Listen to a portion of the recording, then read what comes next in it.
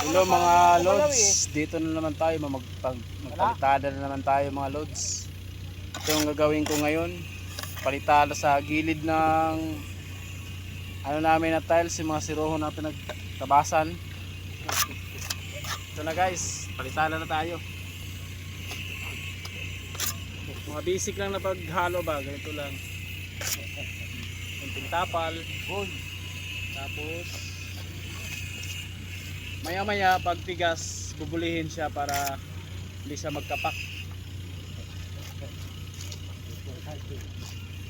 Yan.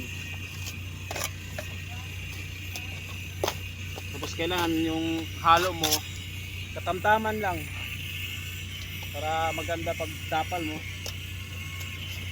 hindi matigas, hindi malugaw.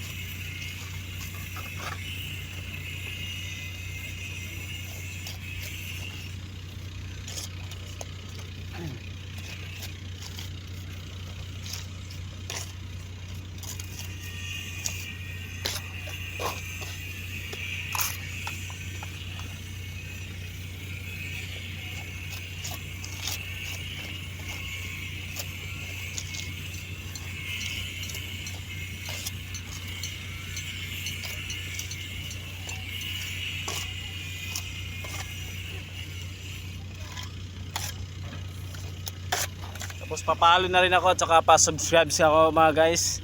Maraming salamat.